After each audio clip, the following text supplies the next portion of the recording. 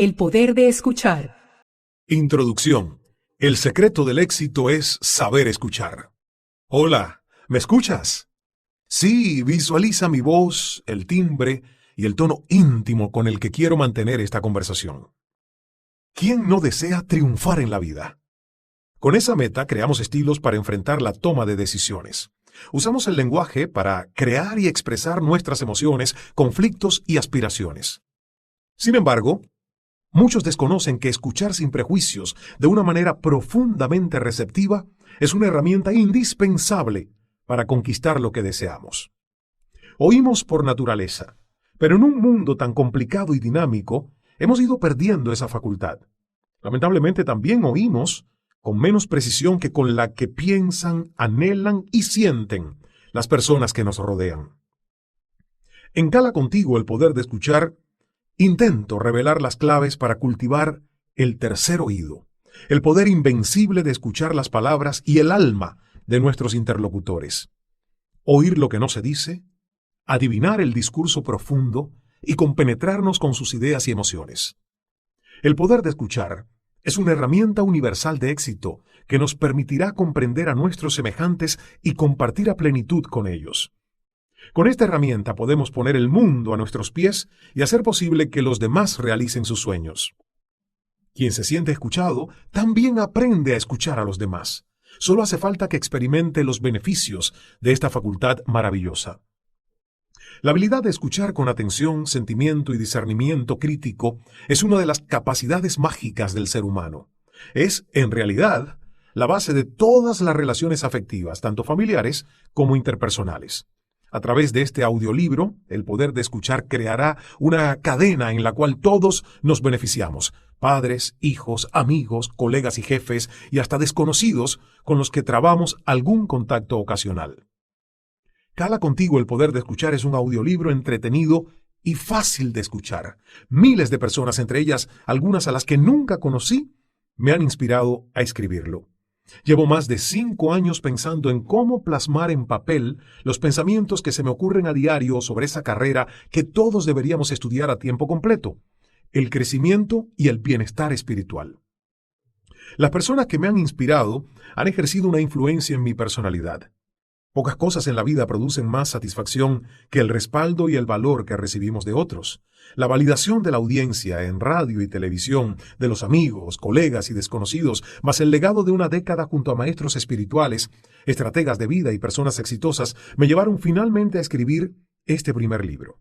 Decreto es el primero de muchos por venir, con la bendición de Dios y el universo. Desde la adolescencia, la gente me ha elogiado siempre 2 cosas. La primera, la sonrisa, se la debo en parte a la genética. Y digo en parte porque una sonrisa plena no es solo esa dentadura simétrica y perfecta que venden los especialistas con tanta facilidad. La sonrisa plena, más allá del gesto, es el reflejo del alma. La segunda cualidad que suelen elogiarme es que soy buena escucha.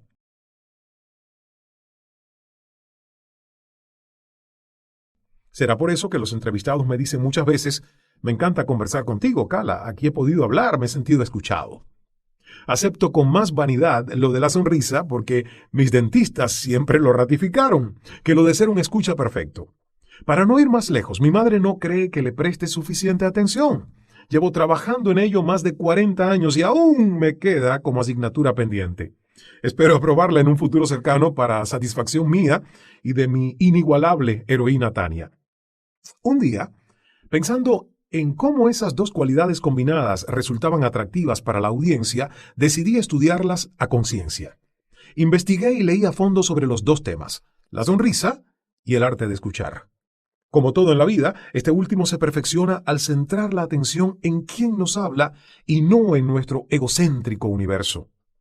La respuesta la encontré cuando vi en televisión un episodio de I Love Lucy, con Lucille Ball y Desi Arnaz, pioneros de las llamadas sitcoms o comedias de situación en Estados Unidos. Ese día me sorprendí sonriendo mientras no perdía un segundo del brillante diálogo entre ambas estrellas. Lucille y Desi compartían una química perfecta.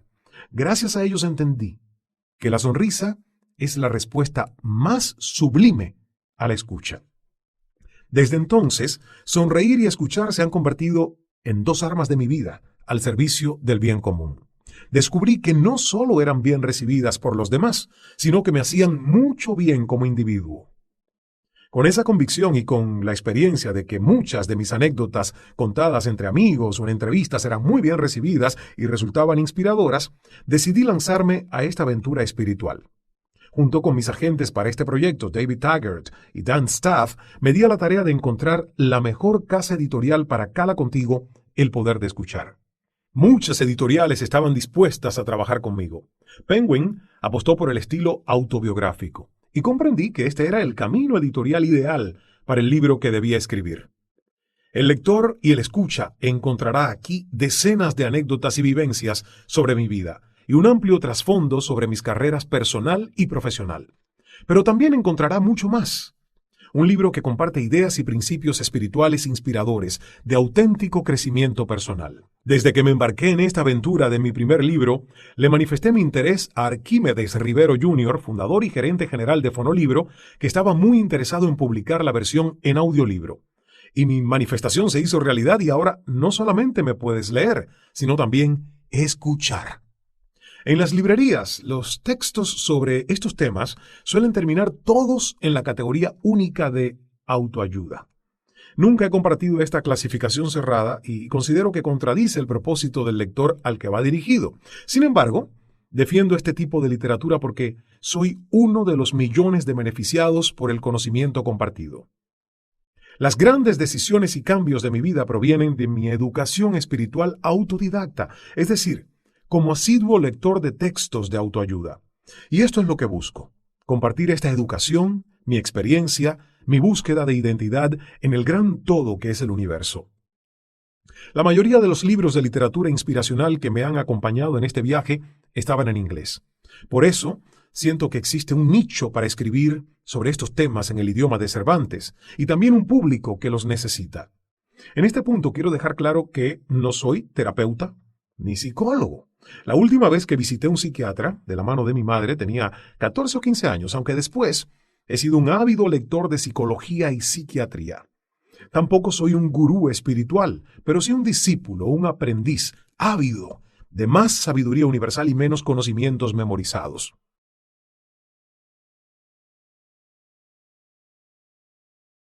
La muerte nos sorprenderá aprendiendo.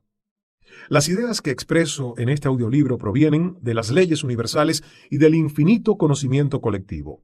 El disco duro de la sabiduría humana no ha sido creado por ningún mortal, sino por la suma de millones de cerebros a través de los siglos.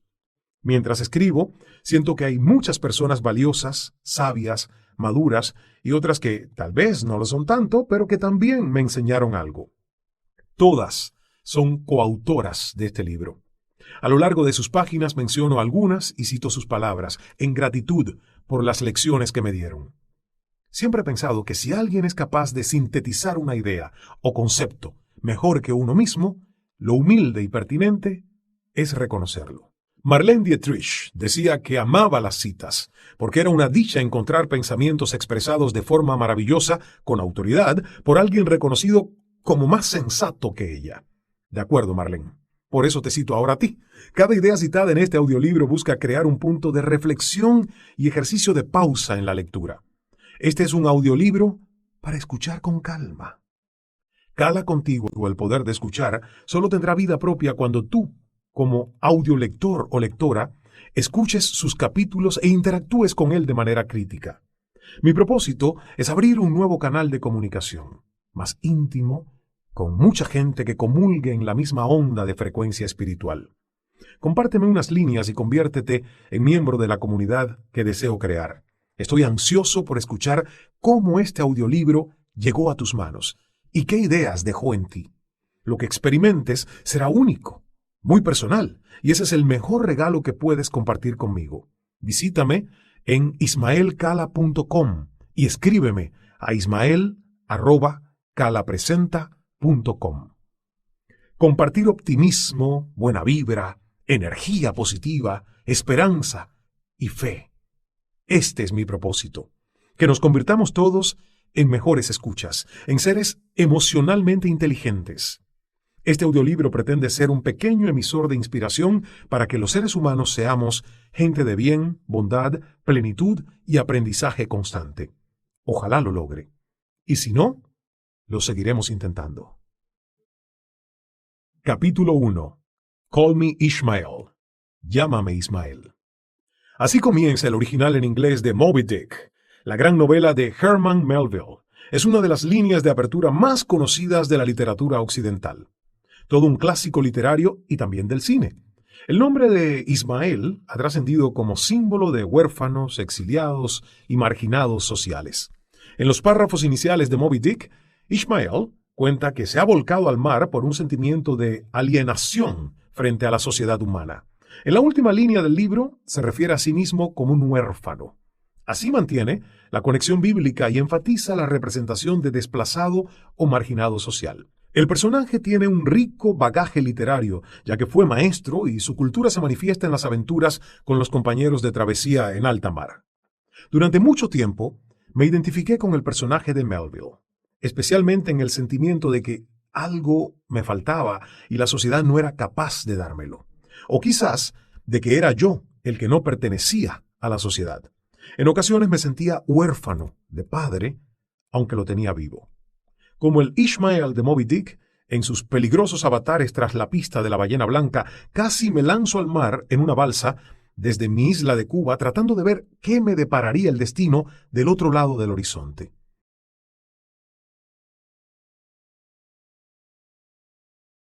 Aquel intento de convertirme en marinero y quizás en náufrago, afortunadamente no llegó a ser. La expedición a la que se suponía que iba a unirme salió de Santiago de Cuba hacia la base naval de Guantánamo, pero no me avisaron a tiempo. El mar siguió siendo por varios años un punto de complicidad universal con Dios, donde invocaba el inicio de mi gran aventura por el mundo. Esa noche le confesé a mi madre que quería salir de la isla para conocer y conquistar el mundo. Ella, llorando desesperadamente, me dijo: «No seas loco. No eres Don Quijote, no te lances en una balsa o el mar te devorará. Espera, sé paciente y prepárate para ese viaje que llegará». Tras ese día de 1992, la espera duró 6 años, hasta que crucé el océano por los cielos de Norteamérica. Hoy, como hizo Herman Melville hace más de siglo y medio con su personaje, uso esta simple línea para presentarme. Llámame Ismael. Saber algo del autor siempre ayuda a entender el mundo que plasma por escrito. En el caso de un escritor de oficio, su obra lo moldea, lo identifica, pero cuando se trata de una figura pública de radio y televisión, un poco más de información de la persona y no del personaje revela con mayor autenticidad quién es. A veces siento que tantos años detrás del micrófono y delante de la cámara me han creado una identidad adquirida debido a las exigencias de las diferentes empresas con las que he trabajado. En este audiolibro trato por primera vez de desprenderme de tantas pieles mudadas. Mi intención es mostrar la capa más profunda de esa envoltura humana que he aprendido a entender y descubrir como persona. Otro Ismael. Quizás en todos estos años me has visto o escuchado en los medios masivos de comunicación. Sobre todo, si eres oriundo de Santiago de Cuba, pues debuté en radio a los 8 años y a los 15 en televisión. O si me conociste durante mi estancia en La Habana, Toronto, Miami, México o Atlanta, en los diferentes medios en los que he prestado servicios. Mi voz estuvo marcada y aún lo está por la temporalidad del mensaje que requería cada proyecto. Por primera vez, decido abandonar mi avatar público y adentrarme en lo más profundo del ser humano. Se trata de un catártico viaje por los principios de la vida, basados, sobre todo, en la difícil capacidad de escuchar. Estos rasgos forman parte de mi práctica diaria en las entrevistas de Cala en CNN en español.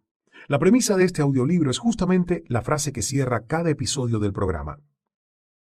El secreto del buen hablar es saber escuchar. ¿Quién soy? ¿Cómo me veo? Intento definirme como un Quijote, un aventurero, un soñador y un inadaptado. Nací y crecí en la bella Cuba. Fui un niño relativamente normal, con una infancia marcada por el sistema político en el que vivíamos, el comunismo cubano. Así me formé hasta los 21 años, cuando el colapso de la Unión Soviética desmoronó la idea de que el socialismo era el sistema más justo y perfecto del mundo. Pero este no es un audiolibro sobre política, sino un contenido inspiracional sobre la escucha. Por eso, trataré de no entrar en juicios ideológicos. Algunas referencias políticas están estrechamente ligadas a mis vivencias personales. Son eventos que han marcado mi personalidad y resulta imposible obviarlos. A los 28 años, no había conocido el mundo. Vivía en una isla que no se podía abandonar sin autorización del gobierno. Mi sueño era haber sido un viajero, hasta un mochilero, como muchas personas en sus años de juventud.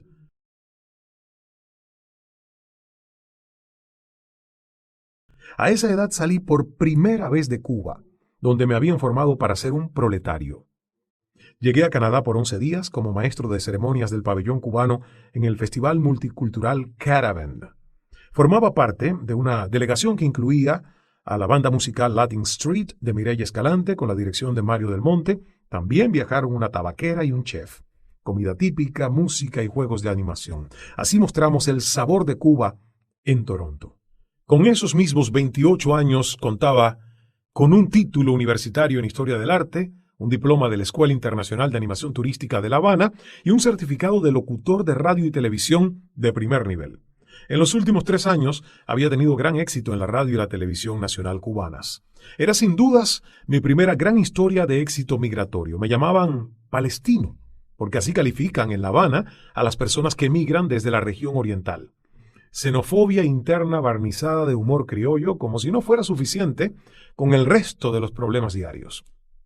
Entonces, tenía muchos sueños por conquistar. Toronto me cautivó como ciudad.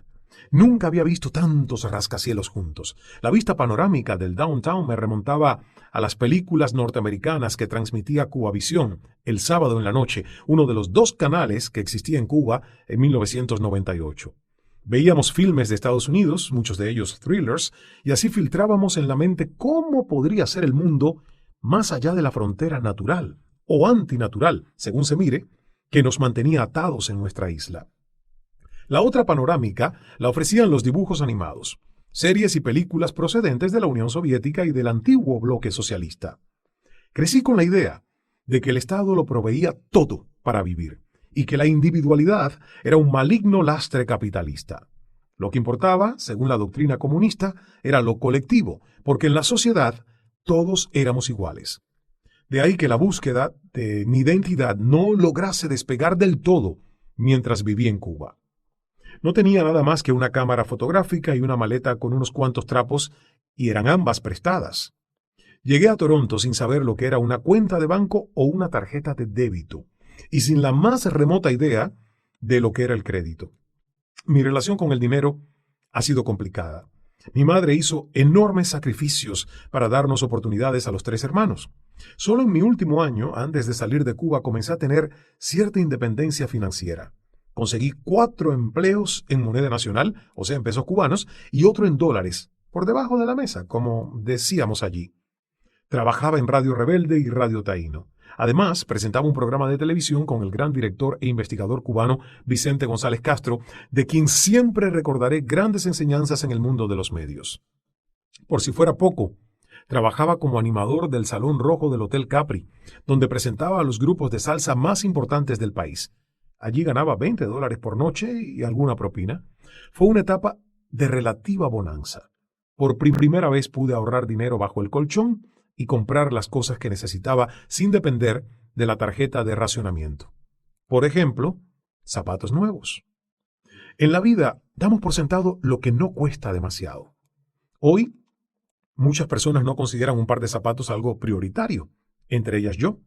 Sin embargo, me veo otra vez en el año 1996 en La Habana, caminando con mi único par de zapatos de cuero negro. Medio estrujados en la parte superior y con la suela totalmente gastada, sobrevivían gracias a los remiendos del mejor zapatero del barrio del Vedado.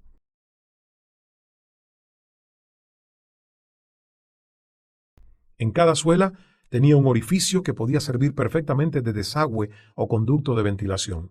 Con cada pisada, los huecos me recordaban mi deseo de esforzarme para vivir mejor, sentirme próspero y conocer el mundo. Cuando hacía sol, Debía estar atento para no meter los pies en los charcos de aguas albañales. Pero si llovía, la historia era peor. Mis zapatos agujereados me obligaban a mantener la mirada clavada en el piso. Tenía que concentrarme en dónde ponía los pies o terminarían oliendo mal. A ese par de zapatos hoy le canto una oda a la mirada. Me enseñaste a pensar, a no descansar sumido en la adversidad del hoy. Ellos fueron testigos de una época en la que materialmente tenía poco y en la que, además, no sabía cómo lograr mi sueño de explorar el mundo. Lloré de gozo el día en que pude reemplazarlos.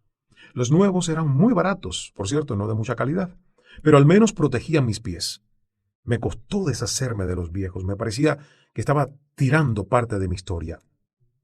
Recuerdo los consuelos de mis amigas Silvia y Edelmira, a quien todos decíamos Miro. No te desesperes, Ismael, que Dios tiene un plan muy largo y lleno de triunfos para ti. Solían decirme. Hoy agradezco a tantos que me alentaron a conquistar mis sueños. Álvaro de Álvarez, Jorge Lasuerte, Yossi Jiménez, Carla López, Lázaro Caballero, María Esther, Juan Cañizares. Por momentos costaba trabajo ver cómo sería el camino. No lo podía visualizar, pero amigos y colegas no me dejaban desmayar en la ruta hacia mis sueños. Siempre he logrado mi andar con la ayuda de muchos ángeles guardianes. Dios me escucha. Dios me ama. Dios me acompaña. Nadie en este mundo es una isla. Todos somos partes de un archipiélago humano. Todos interactuamos, necesitamos el nexo, el lazo de convivencia y apoyo. La Cuba perfecta. Desde muy pequeño aprendí que trabajar en equipo es el verdadero mérito de los seres humanos. He sido sumamente independiente. La vida me programó así porque no me quedó otra opción. Para conquistar el mundo debía salir del seno familiar, del pueblo, de mi país natal y desprenderme de la melancolía y de la nostalgia. La idea de abandonar la isla fue un proceso largo, porque todos crecemos con un código muy enraizado. El mío, el nuestro, como cubanos de la revolución de Fidel Castro, fue muy fuerte. Una recia propaganda antinorteamericana y una defensa cerrada de las ideas del socialismo proletario.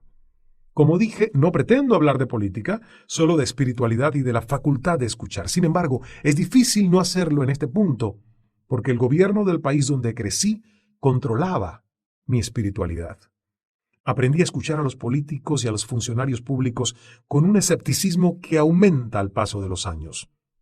Gracias a Dios existen hombres de bien, con vocación para hacer una diferencia en la vida de sus pueblos, y muchas democracias cuentan con sistemas de contención para que los gobernantes no se fosilicen en el poder. Crecí repitiendo una consigna en la escuela primaria. Pioneros por el comunismo, seremos como el Che. La coreé demasiado tiempo. Aprendí una historia a la medida de quienes la redactaron, porque la historia la escriben e interpretan los vencedores. Cumplí 21 años creyendo que Cuba era la perfección y que más allá de la isla habitaba el mal. En 2 ocasiones me tocó presentar a Fidel Castro en tribunas públicas como parte de actos oficiales. Siempre me sentí nervioso e intimidado por la presencia del máximo líder o el comandante en jefe,